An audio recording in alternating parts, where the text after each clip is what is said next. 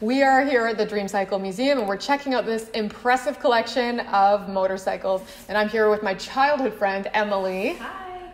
And Emily and I have been friends for over 20 years, about 23 years, right, Em? Yeah. Yeah, 23 years. And we both share an interest in cars and motorcycles and basically anything with an engine. Wouldn't you say? Yeah. Em's been showing me around this area of Sorrento and Salmon Arm. She lives here with her daughter, Joy, who has also been helping me out with filming today. This museum is really cool. So we're excited to take you along here and show you this collection. It's getting crazy.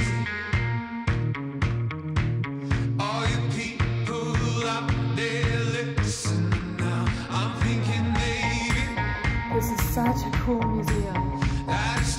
Honestly, guys, you need to check it out. Let's get together. Let's get together. Let's get together. Everybody, let's get together. Let's get together. Let's get together. Like family.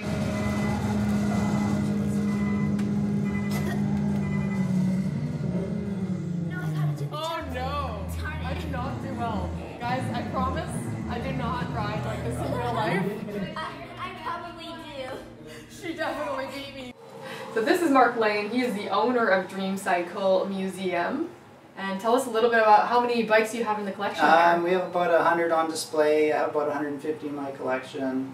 We have a few on loan, but most of them are my personal collection. And you also mentioned you're going to be starting an adventure touring company in this area. Yep, we'll be doing adventure tours on and off road using adventure bikes. So yeah, we're just getting that going. Very cool. Which bikes?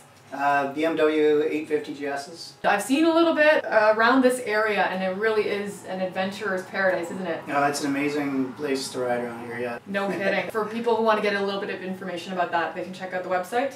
Yep. Check out our website. Yep. Perfect. I'll put the links for that in my YouTube video. Thank you so much for having us here, Mark. Yeah, you're welcome. Here we have a classic one.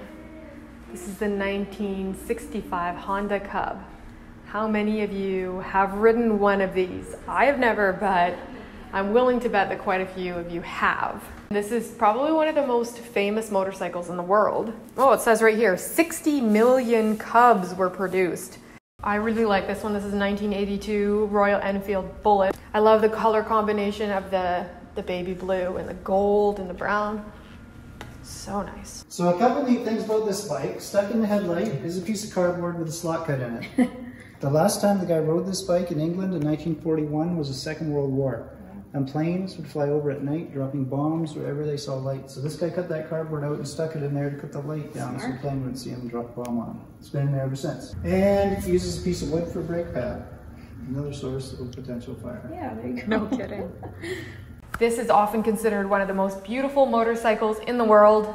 Personally, I agree. I think it's absolutely stunning. This bike was really a game changer in the 90s. Some of the significant things you'll notice about this is the shape. The designer wanted to design a very feminine shape. So if you look at it from the top, it's got more of a feminine shape.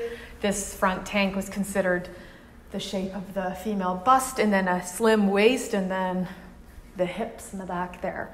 It's also got a single-sided swing arm, and of course you'll find the very classic Ducati trellis frame. It really is just an absolutely incredibly beautiful motorcycle.